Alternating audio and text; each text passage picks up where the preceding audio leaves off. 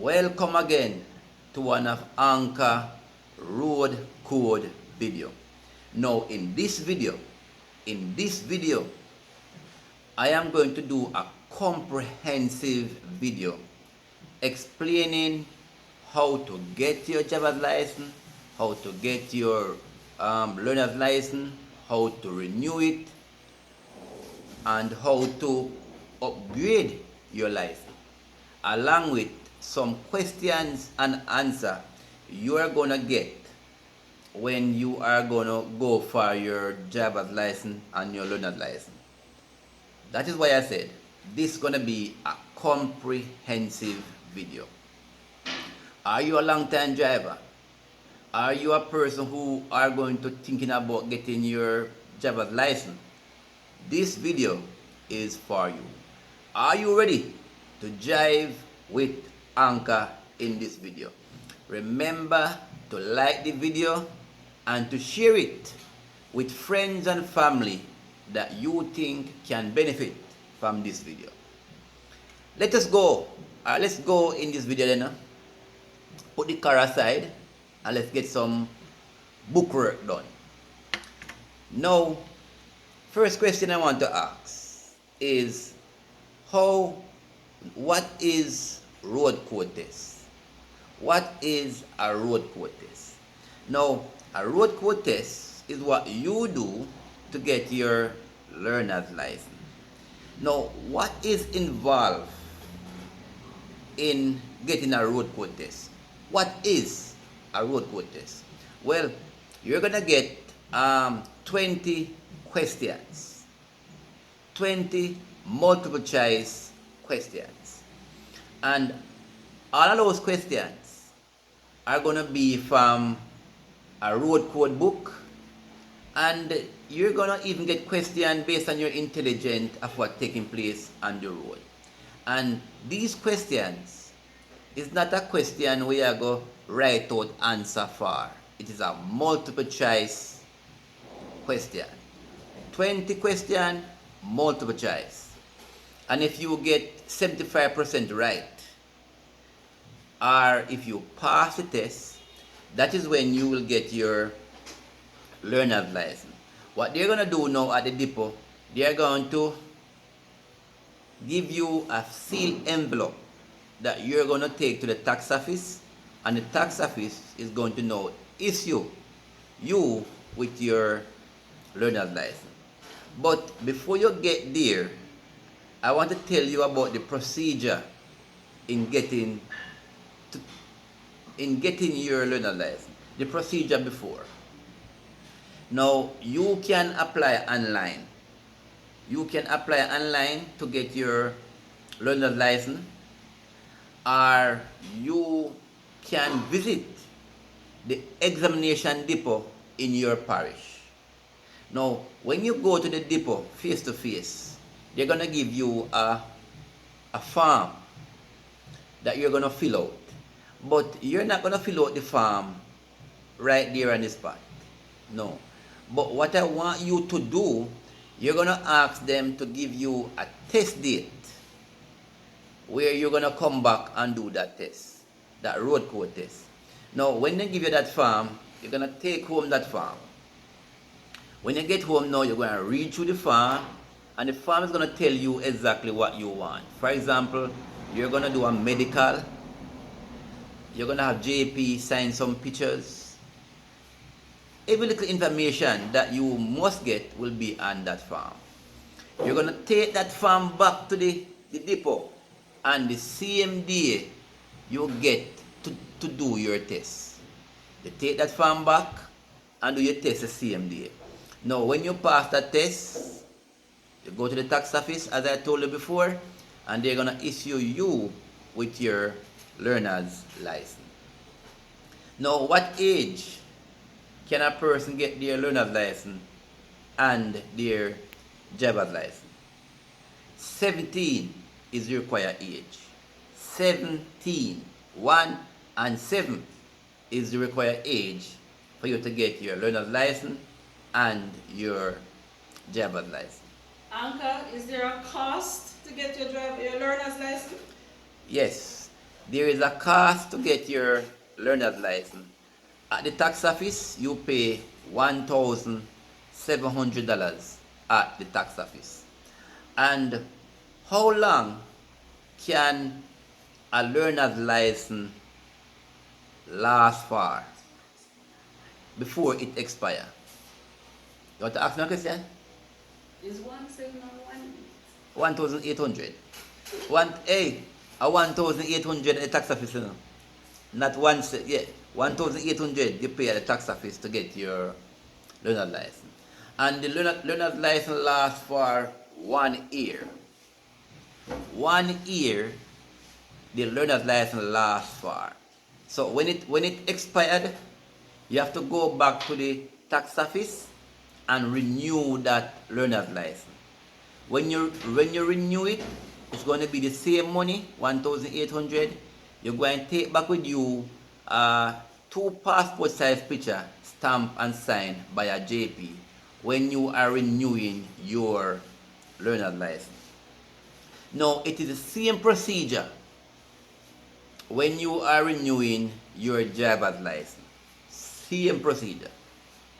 If your driver's license is expired, same procedure. However, the tax office now, these days, get more first class, or should I say more international. That means you can fill out your form online and you can pay your fee online to renew your driver's license. And you just go into the tax office to pick up your driver's license. Now, for those of you who are going into the office, into the tax office to renew your driver's license, you're going to fill out a form at the tax office. And you, what always encourage others to do is to take along with them 2 passport size picture, just in case the tax office camera system, if it's down, you can give them your 2 picture. If not, they will take your picture right there at the tax office. And in many tax offices throughout Jamaica, you can get back your driver's license within 6 to 7 hours. You can get it back. However, if you don't get back your driver's license the same day, the tax office is gonna give you a receipt. You can drive with that receipt until you get your hard copy of your driver's license. Now, here's a question that a lot of persons ask me. How can you upgrade your driver's license? Before I answer that question though, before I answer how can you upgrade your driver's license, I must tell you that when you get your learner's license, on the day you get your learner's license, you can now apply to get your driver's license 6 months. 6 months. So from the first day you get it, 6 months after that, you can apply to get your driver's license. 6 months. You can wait longer if you want, but you cannot get your license before 6 months. And that 6 months will allow you the time to get some drivers to drive in practice on the road with your driving instructor. Now, how do you upgrade your driver's license? Because as you know, that your first license will be a Class B license. So you have Class A license for bike, Class B license is for private cars, and then you have Class C license, which is general driver's license. Now, most of you may have a Class B license or a Class C license, and you want to upgrade your license to a bigger license, because everybody wants to have a little bigger license. How can you upgrade your license? You're gonna go to the tax office. First thing you're going to do is go to the tax office, or you can do so online. You're going to buy an examination fee. What you're going to do? You're going to buy a examination fee. You're going to fill out the form stating the license you are upgrading to. What if you want to drive a PPV or you want to drive a trailer? You make that information on the form. Now you're going to take that form to the examination depot. You're going to take that form to the examination depot, and now they're going to tell you which day you can come in to do your driving test, because you're going to do a next driving test for them to see how capable you are of driving a taxi or how capable you are of driving a truck. You're going to get a fresh test, road test, yard test, and even book test also. But let me ask you a next question here that a lot of person ask me. What is the purpose of the road code test? What is the purpose of the road code test? And I'm going to read for you exactly what this road code book says. It says, the answer is to find out your ability to read, write, and understand road sign, traffic signal, road marking, and general rule of the road. That is the purpose of the road code test. What other question do I plan to answer again now in this thing here now? Right, here's the next one. When you're going to renew your driver's license, you sometimes ask me, what's the cost? What's the cost to renew a driver's license? And the cost is, it based on the size of the license you are upgrading to. Can be 4,800, 4,500, 7,500, 11,500. It all depends on the level of license you are upgrading to. Honey, can you lock that window for me, please? Because I don't want to be disturbed. Alright, so that's basically a few things that you can do to renew your driver's license. Now, what other question now can I ask now right here? Let me see right here. Basically, that's the question of how you can get your driver's license, learner's license. But here's the next question now that me keep getting. Can a person with a Class C driver's license ride a bike? And the answer is no. If you have a big license, you have to get the bike license added to it, because even though you can drive vehicle, it doesn't mean you can ride. They want to know that you can ride a bike before they added the bike license to your original license. I want to miss out any question right here. No, I don't think I miss out any question. So let's recap a little bit. 17-year-old to get your driver's license and your learner's license in Jamaica, and you can renew your learner's license if it expires at the tax office, 1,800, and you can renew your driver's license online or at the tax office for various courses along the way. Now I'm going to ask you now some road code question. Some question that I know that will come on your road code test. Alright, let's now begin with some question from the road code book. And you will realize that I'm using a next road code book. To me, it having a lot more information. You can use both books. Complement each other. You can use both books because both books complement each other.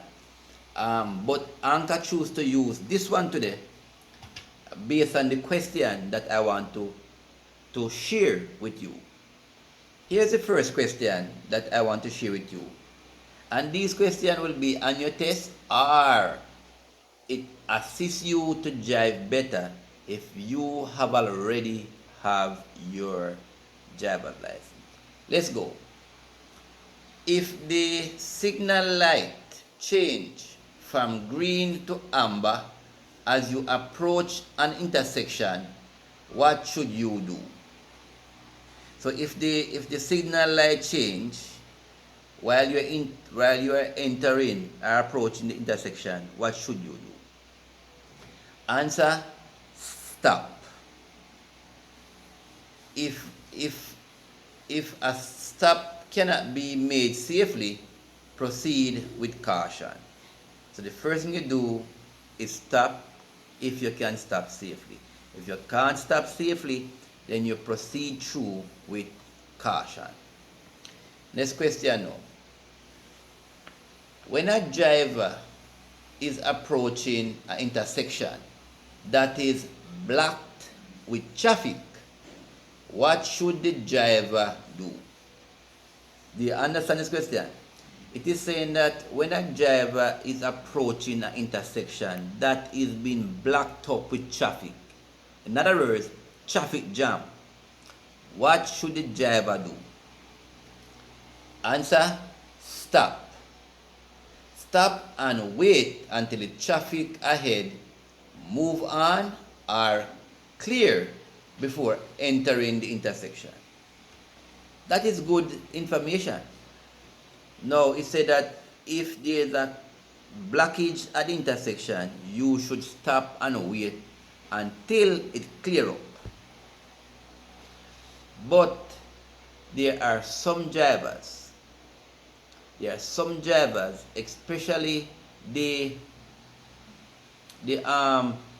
public passenger vehicle drivers, taxi drivers, bus drivers, they tend to want to push ahead and to overtake and to go up into that intersection same way.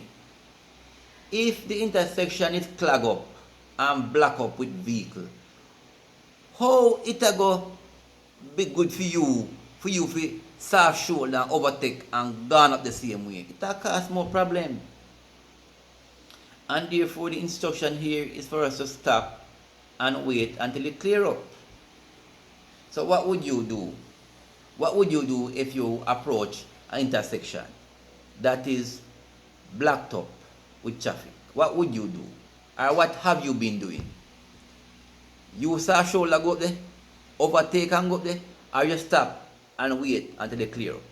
Well, what I do, I stop and wait until it clear up. Here is the next question. What is a flashing yellow light above an intersection means? Answer: warn driver to proceed with caution. Whenever you see a flashing yellow light above an intersection, it means to proceed with caution. Next question. What does a traffic signal with a red light and a green arrow means? Let me read again. What does a traffic signal with a red light and a green arrow indicates? Answer: motorists can proceed with caution in the direction of the arrow. In other words, if you see a red light, but you also see a green arrow pointing to a direction, that is what you call a filter light. And if you are going that direction, you can go with the green arrow in the direction if you are going that direction and that filter light. Next question. What does a flashing amber light means? Now, the amber light is what me call the yellow light. Okay? What does a flashing amber light mean? Answer: drivers should proceed with caution. Next question. What does a stationary amber light means?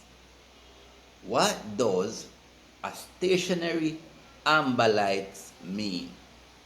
It means stop. So the flashing amber light means proceed with caution. So when the amber light flash, it means proceed with caution. But when the amber light is fixed, now move, it means stop. And many times at the stoplight, when you see an amber light come on, it means stop or prepare to stop. Do you notice that at a stoplight, the amber light don't flash? No, it's always solid. It means stop or prepare to stop. Next question. What does a flashing red light mean? What does a flashing red light means? It means stop. So wherever you go and you see a flashing red light a flash so, it means stop. And we all know that red means danger, not true? The mother say red means danger. So whenever you see a flashing red light, it means you should stop. Next question. We now tap through the question them now. What does a broken white line in the center of the road means? What does a broken white line in the center of the road means? Answer: it is unsafe to pass. In other words, when you see a unbroken white line in the middle of the road, it means do not overtake. Here, don't overtake. Next question. What does a broken white line in the center of the road means? What does a broken white line in the center of the road means? It means you may overtake safely if the way is clear.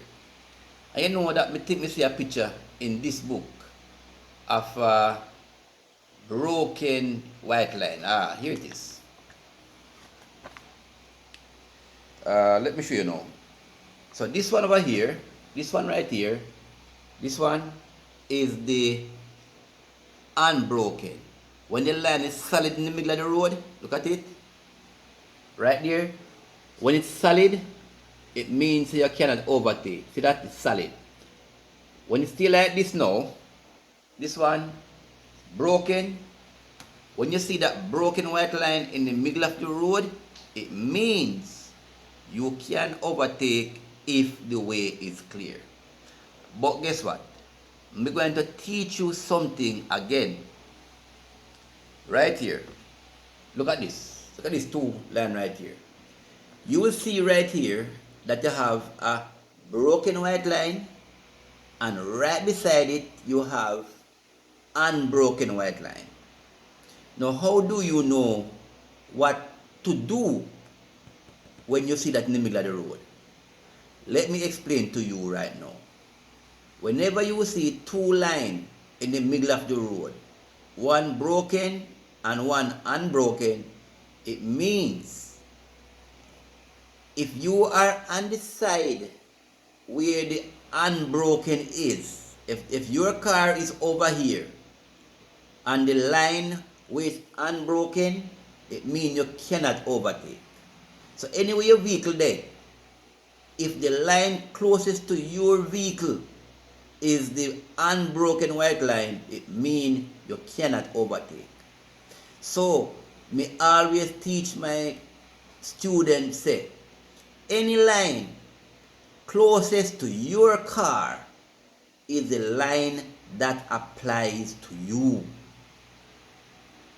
So if the unbroken white line is the closest one to your car, it means that's the one you should obey. It means you cannot overtake. If the broken white line is the line closest to your car, it means you can overtake if the way is clear. I hope you understand that explanation. I can't be more clearer. If you don't understand, you text me. Text under this video and we see if we can send you a more comprehensive explanation. And where was I again, please? Where was I? Broken white line, unbroken white line, right. So here's the next question now. What does a white arrow painted on the lane mean? What does a white arrow painted on the road mean? It means you only can drive in the direction of the arrow. If you see an arrow paint to go so, it means that's so you must go. If the arrow paint to go straight, it means you must drive straight. Me always remember the song mark Follow the Arrow by Bounty Killer.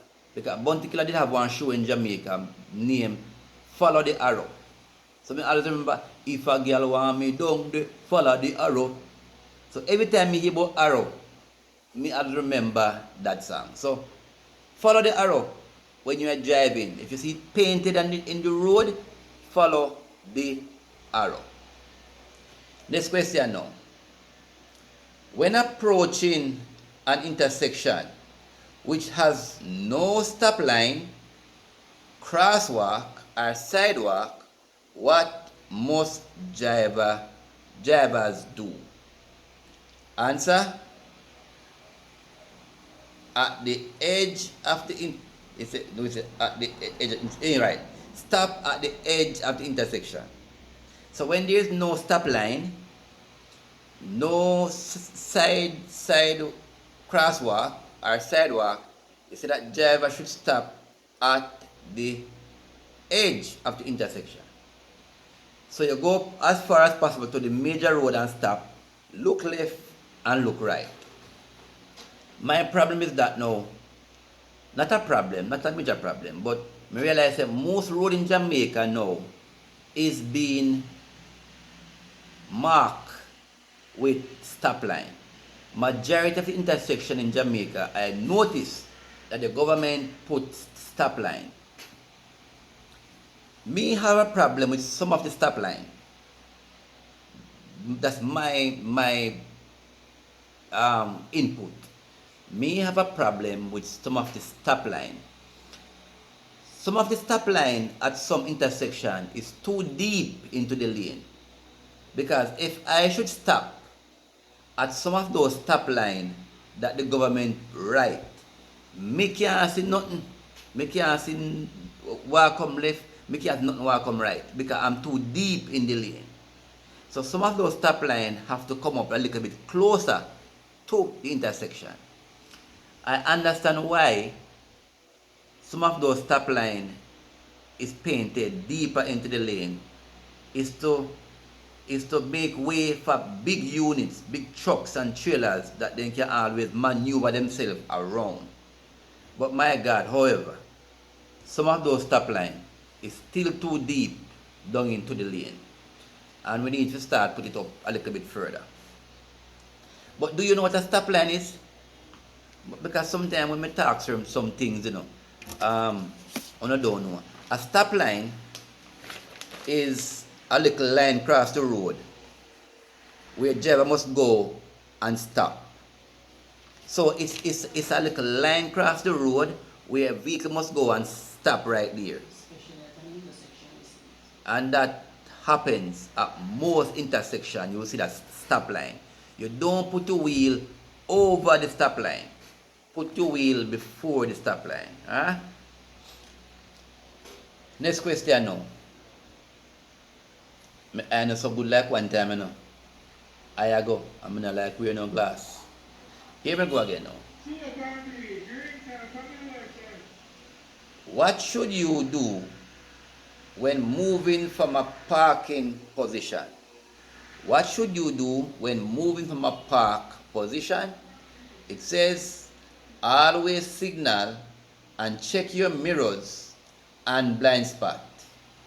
So before you move out from anywhere you park, use your mirrors, use your indicator, and only come out when it is safe to do so. I realize that some drivers, they park at the roadside for one reason or another. And when they're ready to move out, they just drive out on the main thoroughfare and cause an accident. You have to make sure that if you park, before you can come back on the road, you look behind you, man. Look in your rearview mirror and your side mirrors and make sure the things are alright. You have to drive sensible. Sensible drivers is what we are urgently in need of these days. Let's take our next question right here. In good weather condition, drivers are required to keep a safe distance behind the vehicle in front. What is safe distance a driver can keep? What is the safe distance a driver can keep? The answer is this: 2 to 3 second distance behind the other driver.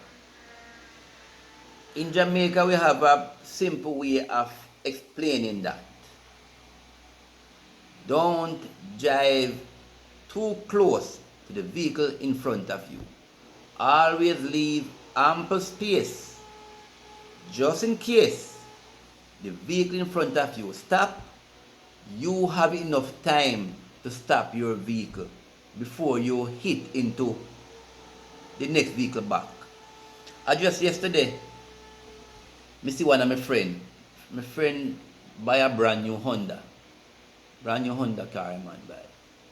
And I see a Honda car from the front. So I say, what? New vehicle? The man say, yeah, but man, somebody lit me in the back of the vehicle. I say, serious? And we walk to the back of the vehicle and I say, the man buying brand new vehicle and the next person licking their back. So I say, so what was the explanation the next man give you? Him say the next man saying brake fail him. Brake fail him, you know. But I don't believe that. I don't believe say brake fail him. Maybe he was driving too close to the vehicle, so he never have ample time to stop. So my advice to you drivers, are you who are thinking about going on the road and drive, always leave a good space behind the man in front of you. You hear me? Next question now. When descending a hill, what is a good safe driving practice? When coming down a hill, what is a good driving practice?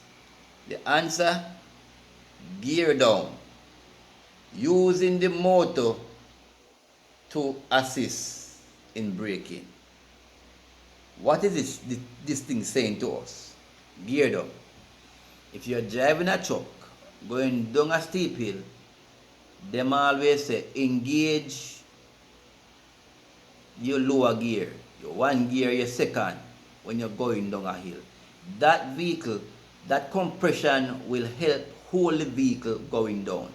And if you're driving a car, you can always select your lower gear in a car also, because you don't want brake to fail you going down at fast speed.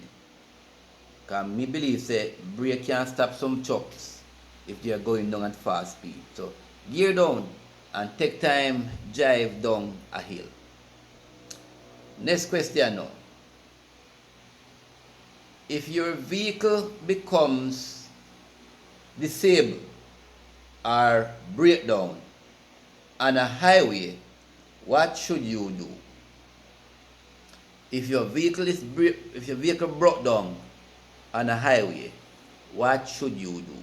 The answer: pull over, turn on the emergency flashers, and wait for help. So you pull off the road, you turn on your four-way flasher, and you wait for help. In many instances, you should have the number for the toll booth, where you can always call that emergency number, and they are there to help you. So pull off the road, and that not only applies to highway, it applies to even in a road, any road in Jamaica. You pull off the road safely, and then you put on a four-way, and then you beg help. Or you call a mechanic, or you fly a bonnet, and you look what go on it.